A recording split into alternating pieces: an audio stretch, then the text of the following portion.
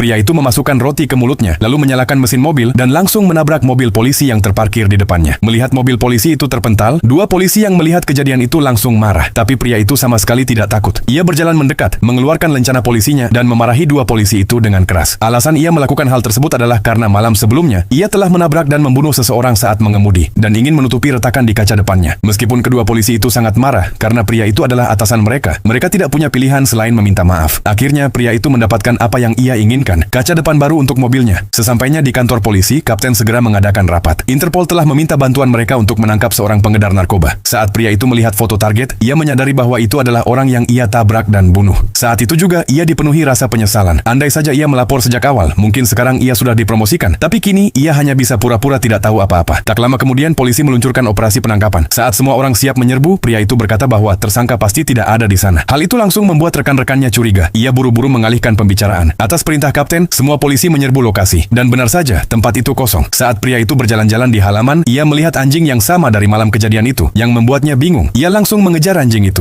Setelah melewati gerbang besi, ia terkejut saat menemukan dirinya kembali di lokasi kecelakaan malam itu. Jejak ban di tanah masih terlihat jelas. Tiba-tiba sebuah mobil polisi datang mendekat, dan pria itu langsung tegang. Saat mobil itu berhenti di pinggir jalan, ia langsung menunjukkan identitasnya. Ketika para polisi melihat bahwa dia adalah atasan mereka, mereka menjelaskan alasan kedatangan mereka. Kantor polisi menerima laporan tentang kecelakaan mobil. Seseorang melihat pelaku menabrak korban pada malam tanggal 15, memasukkan mayat ke bagasi, lalu pergi. Mendengar hal itu, pria itu buru-buru bertanya siapa yang membuat laporan tersebut. Tak disangka, polisi itu menjawab bahwa laporan dilakukan lewat telepon umum. Pada saat yang sama, rekan-rekan lainnya tiba. Setelah dilakukan penyelidikan, diketahui bahwa kecelakaan memang terjadi di sana. Tepat ketika kapten hendak menanyakan perkembangan kasus, salah satu polisi tiba-tiba melihat ada kamera di atas, di sebelah kanan. Hal itu langsung membuat pria itu panik. Kapten segera memerintahkan seseorang untuk memeriksa rekaman kamera. Melihat itu, pria tersebut mencoba mencegahnya, menawarkan diri untuk memeriksanya. Tapi tak disangka, kapten menolak. Pria itu pun harus memikirkan rencana lain. Malam itu, ia datang membawa makanan ringan malam dan memanfaatkan kesempatan untuk mencari tahu soal rekaman. Ia mengetahui bahwa kamera itu hanya merekam sudut-sudut tertentu saja. Selain mengetahui bahwa mobil yang terlihat adalah mobil hitam dan mencatat nomor platnya, tidak ada informasi lain yang ditemukan. Merasa sedikit lega tapi tetap cemas, pria itu kembali ke kantor polisi dengan rencana untuk menghancurkan plat nomornya. Saat itu juga, sebuah panggilan tak dikenal